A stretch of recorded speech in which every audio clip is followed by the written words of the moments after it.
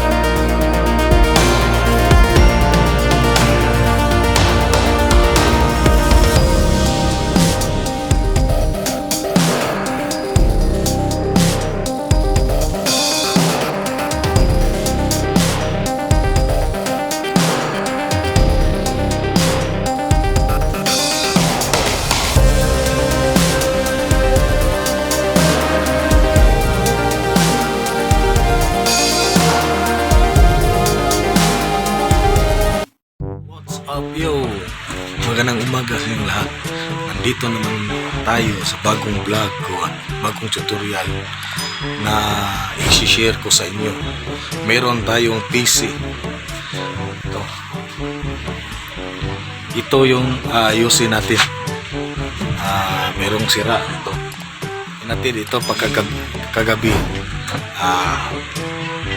Una sa lahat, pasalamat tayo sa kapal sa Diyos. Binigyan din tayo ng bagong buhay ngayong umaga na ito at nagagawa tayo ng vlog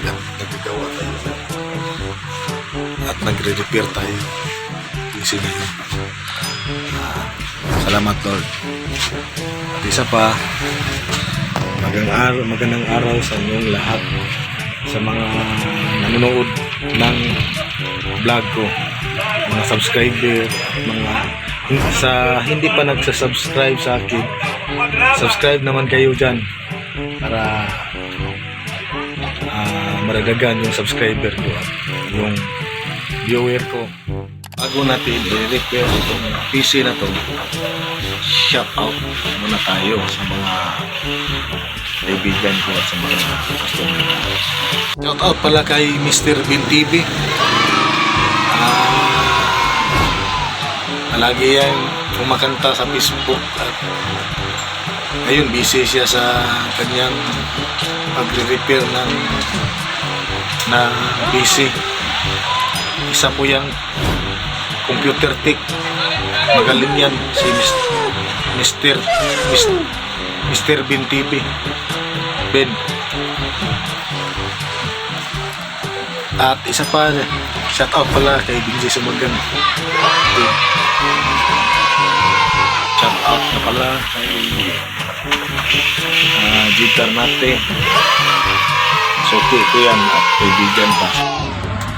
Ito yung thermal piece na i-replace natin dito. Maglagay tayo ng bago ng thermal piece. Hello guys, try natin i-reformat yung PC. Hindi kasi pag i-recover mo, hindi na po dahil malaki na po yung damage yung operating system, pero titignan natin if reformat lang yung problema. Reformat ko na. Pag na-reformat na siya, ganyan pa rin, meron talagang problema sa board. Meron nangyayari.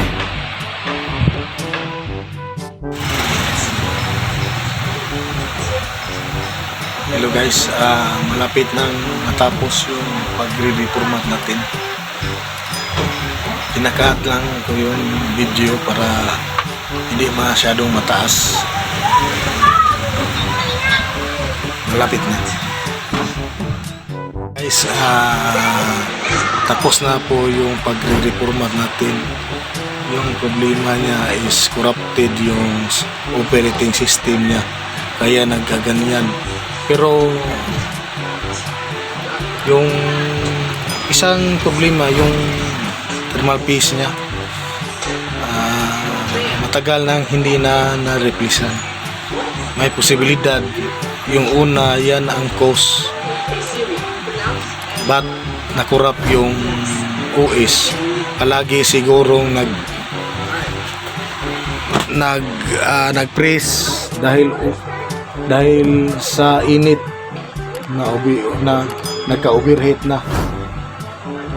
Matagal na ito hindi na replace ng thermal paste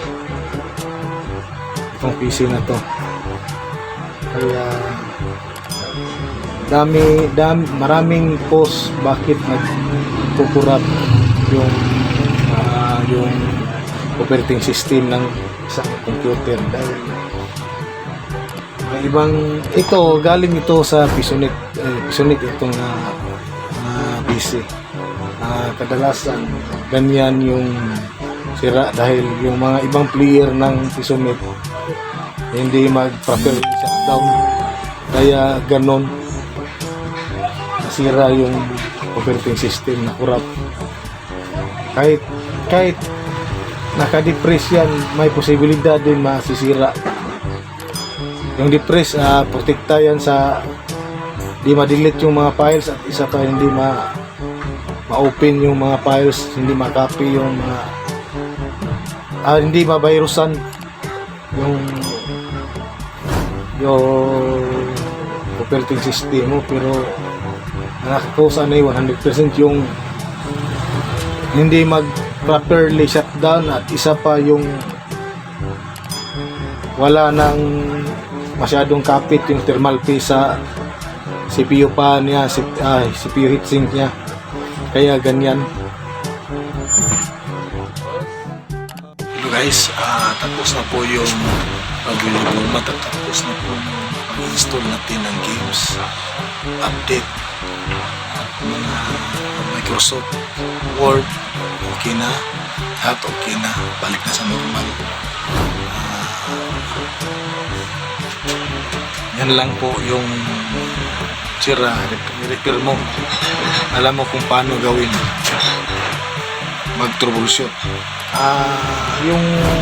Yung cause ito, bakit nasira yung operating system, number 1, yung